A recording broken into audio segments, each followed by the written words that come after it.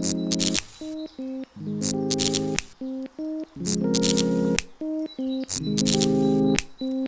right, guys, welcome to Nest Chats. It's so good to have you today. I'm excited to share that we are on location this episode with Josh Sawyers from Lab 20 Sports Cards. He has a local sports card store in St. Paul, Virginia. So if you're on the campus community, it's not far from you, just right up the highway in St. Paul, where there's a lot of cool businesses popping up. One that comes to mind is Sugar Hill Brewery, which is a favorite by a lot of Southwest Virginians. So we're excited to be here. And if this is your first time listening to Nest Chats, here at Nest, we're all about building a community of dreamers and leaders on campus and around campus at UVA-Wise through our co-working space, through our entrepreneurship programming, and through just resources we can provide to potential entrepreneurs. So we're doing this podcast to actually showcase what you could do through Nest. One focus we've had this year is building out a studio in the co-working space near campus, but clearly today we're not in the studio. We're out at Lab 20 Sports Cards, and we're just pumped to be here. So if you have an interest in anything like that, connect with Nest, connect with me. I'm the Entrepreneurship Coordinator on campus. My name's Blake, and I'd love to talk more about your ventures and ideas. So enough of that. Let's get into the reason that we're here today, and that's to meet Josh. So I'm going to turn it over to him and let him share just kind of his origin story and what's kind of brought you to the point in your life that you're at today.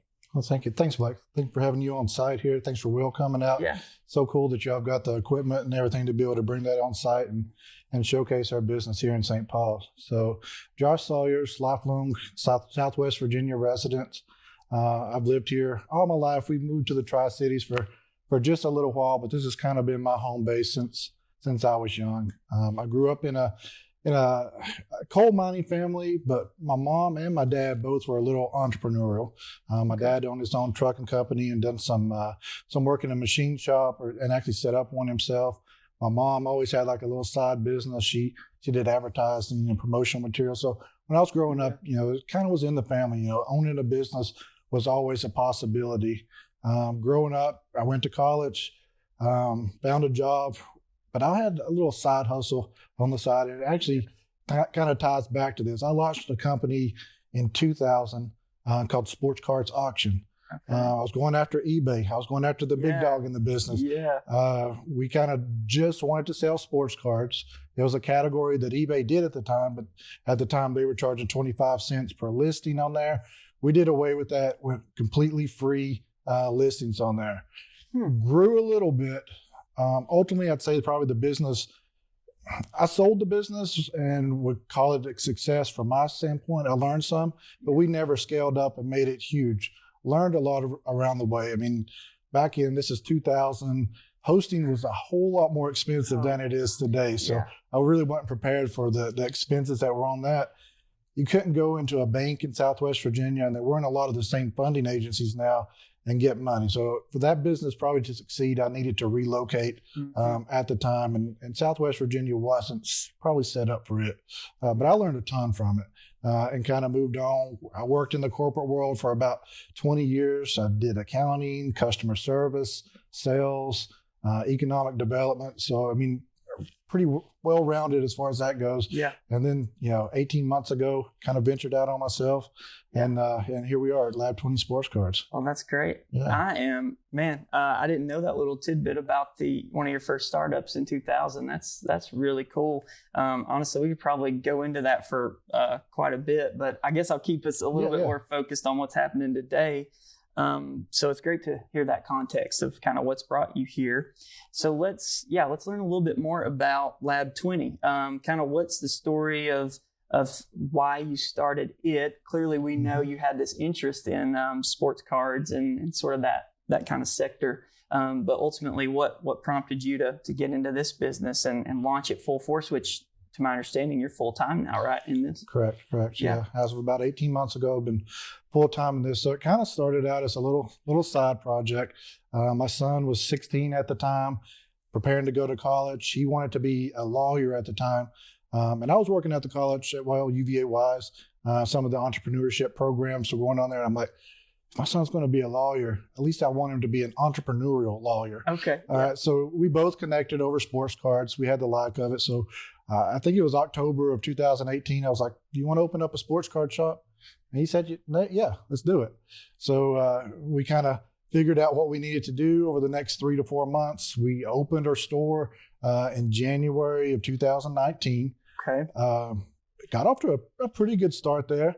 Then it got a little slow, and Jacob didn't want to come in all the time to work. There wasn't as many customers coming through the door. Yeah. So we had to kind of work with, it's a hustle, it's a grind. It's not, you just don't go right off the start and you're going to the moon.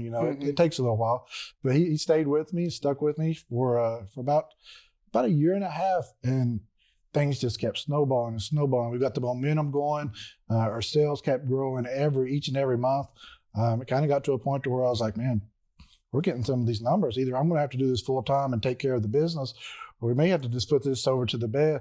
And I was like, I set a fairly unrealistic goal. If I can reach this in 3 months, I'm going to go do this full time. And then we hit that on actually month 2, month 3, we exceeded that. So from there, we took off, and we've had quite a bit of success here in St. Paul, and love being here in St. Paul. Cool. Yeah. Cool. Well, I got to say, your shop itself is awesome. It feels like a place I can come in and plenty to look at, but and shop for, but just to hang out. I don't know if you guys can see it in the shot or not, but there's NBA Jam retro video game like right beside us. So it feels like a sweet place to come and hang out. And I'm sure Josh and his son and Casey, who works for him, and whoever else he has on the team would probably love to just talk sports, right? Am I right? Yeah, we love that. So, that's kind of how we build our business. So it's like, we want to be a Main Street business. We're here in the downtown commerce district of St. Paul, but our business isn't predicated on walk-in foot traffic. Yeah. I call it a hybrid model. We have the Main Street business here. Yeah. We want to benefit the community. I want to be donating to the Little League. I want to be supporting, our nonprofit organizations. But our business is built on e-commerce. We're selling all across the U.S. As of probably about 4 or 5 months ago, we've shipped a product to every single state in the U.S. Out of here. So, our biggest customers are in California, Texas, New York. So we're not requiring foot traffic, but we love when our locals come in and we're able to talk sports. We're able to, supply them with some of the harder to get stuff, and provide that for them. And like you say, we've got NBA jams here. We've got a comfortable couch to come sit in and hang out. If you want to open your box in here in the store, we love that, because we love to see, what comes out of the box. So, we just wanted to make a cool, chill, hang out place, and then head over to the brewery and some of the other businesses in town while you're in town. So, it's been a great experience. Yeah. Well, first, congrats to you. And I assume when you were sharing that info about setting that 3-month goal and you crushed it. Those were your online sales, I take it. Is those a combination of both on there. The online we knew was going to be the number that was going to drive the business. It's a reality of the area. The population that we have here just probably isn't going to get as much foot traffic. But we really wanted to look to online, some streaming capabilities online, a website. And this, the cards fell in the right place. And once we went full time, it multiplied. It grew faster than I expected. Yeah. Well, through Nest and, some other networks that I'm in, it's just really, I believe it should be a focus to encourage that spirit of innovation and realize that, we have a need for those businesses facing the community that, you go to physically, and whether it's a restaurant or a brewery and those sorts of things. But at the same time, if we kind of want to see economic growth and especially in the entrepreneurial side of things, they have to be businesses focused on the broader market, right? Because even not only nationally as our behavior, but even on a local level, that's just where the behavior is going, right? Is when it comes to shopping, you're just online first more times than not. And then you're like, well, I'll go to the local place if they have it, kind of thing, right? Right. So that kind of prompted a question for me, or a question that I have for you would be, since you've seen that success and you've been able to do that online and see great sales numbers and all that. Kind of what was your primary motivator to stay in St. Paul? Because if we're being honest, you could do that anywhere. Yeah. And if we're being even more honest, you could make more connections and be closer to product you might want to buy or trade in a bigger city. Am I right? Correct, yes. So what made you, what is ultimately driving you to stay in St. Paul right now? So we'll answer that in two parts. Okay. The first part there's, I have a family, I have a wife, I have three kids that live here. It's just a great place to raise a family. There's a lot of stuff that's going on in St. Paul. It's the vibrant little downtown community. I like being part of that. So from that works. But let's take all that aside. That's a given. There are some advantages to it. My overhead here is extremely low. Mm-hmm. My business, if I'm going to ship product across the U.S., it's keep my overhead low, be able to acquire as much product as I can store and send it out. Plus, we have really good broadband here in town. So we're able to, stream video, have a website, do e-commerce on the back end, and take advantage of that. There are other shops. What I pay in a mortgage, they're paying in rent about 4 to 5 times what I'm paying. So that overhead isn't there. Yeah. I've been able to get some talent in here. So the labor force around here is good. Would I like to acquire a little bit more? Yes. I'd love to have a little bit more talent in here and bring on a few more employees. And we're working through that. But some things that people see as a disadvantage for being in a rural area, I look at it through a different lens, and I think there are some big advantages to being here, and especially if you're looking online first and then building your business around the brick and mortar store. Everything that we get that walks through the doors is a cherry on the top. But great. Yeah, so that's where we're kind of looking at it from. Well, that's inspiring, man. I love to hear that your roots have been here, and ultimately, let's just be honest. Sometimes it takes an entrepreneurial spirit and a really firm decision to say, I love my community, I love my town, and I want to see it do well. And I'm going to put the extra work in to build my business here and stay here just because I have a love for that community. So kudos to you, and it's very inspiring. I'll say I think we share that desire in a sense. So I'm really, really inspired by that, man, and appreciate you sharing that. And I guess I kind of have one more question for you, somewhat related to maybe not specifically geographic location and all that, but kind of what do you see on, if it is a national level, global level, when it comes to entrepreneurship? What's exciting you? And I'll give you a little more context. I know you shared it, and I also want to mention this again. You worked in economic development before, actually, a part of the team I'm on now at UVA-Wise. And Josh did a lot of great work in helping start some of this entrepreneurial focus that we have as a region and as a college.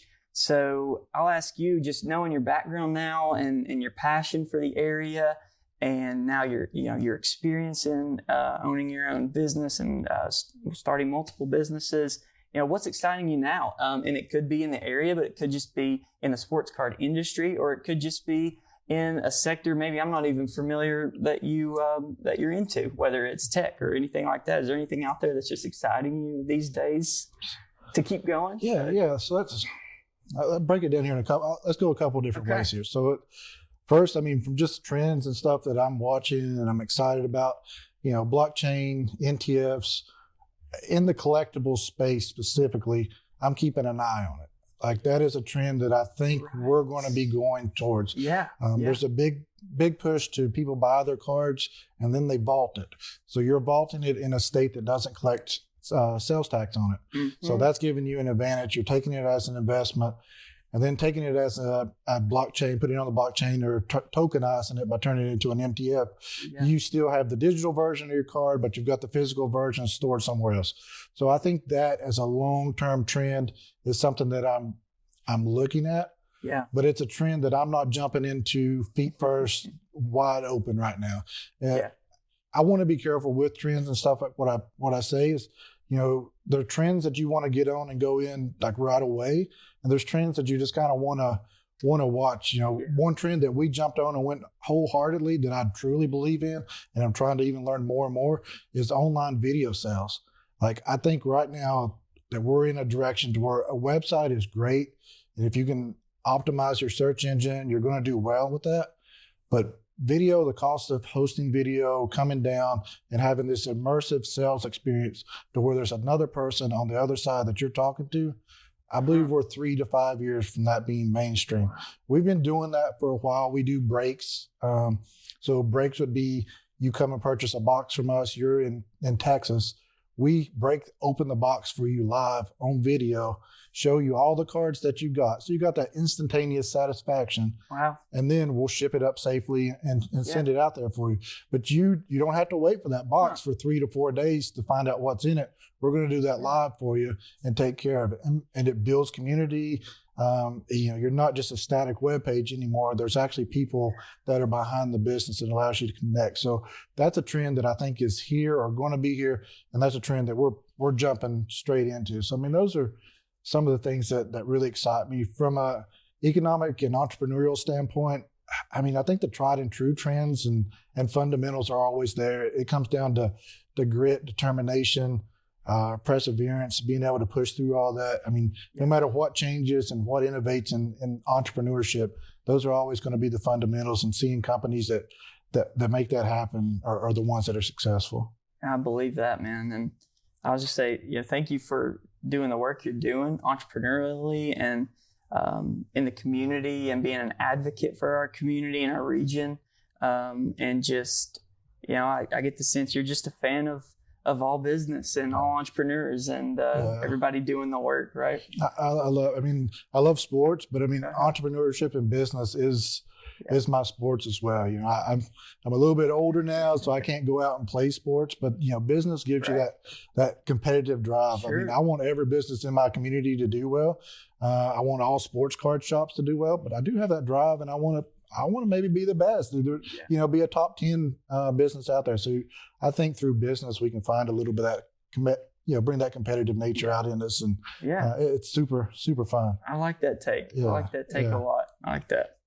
Well, thanks again for being with us, or for allowing us to come here. Thank you all for coming over. Usually I like to just kind of end with making sure everybody knows how to connect with you. So we know you have a website, right? Sure. You can go to, I assume you can pretty much shop your whole selection on there? Some of the stuff we have on our website, we do 2 websites. I've got a website, lab20cards.com. Okay. That kind of just gives you the info about the shop and where we're at, what we may be buying at the time. Okay. We also use another website called ifitsports.com. Right. That's where we do a lot of our, our beat or just direct sales and stuff through there. We'll list boxes and single cards on that as well. Okay. And you can always check us out on our socials, sure. Lab20 Cards, at Lab20 Cards on all the platforms. All right. Facebook, Instagram, Twitter. We're still trying to figure out TikTok. There you go. But everything else. Yeah. Aren't we all? Yeah. Well, great. So y'all check those out. Check out the websites. Check out social medias, get plugged in, and I'm sure they'd be happy to talk to you there. Or why don't you just come on down to St. Paul, hang out, stop by the shop. You guys are open what days? Tuesday through Friday, we're open 10 to 6, and then Saturdays 9 to 4. Cool. Yeah. Cool. Well, that's exciting. Exciting things happening in St. Paul. Exciting things happening in our region. And like I said, this podcast is just all about showing showing the entrepreneurs behind it, showing the creative spirit behind it, so that we can continue to encourage students in the community of Southwest Virginia to start and do something. And if you have a passion and a dream, just try it, make it happen, awesome. See where you land. So thanks so much, man. We're going to wrap up here, and we'll see you guys next time. Thank you, Blake. All right.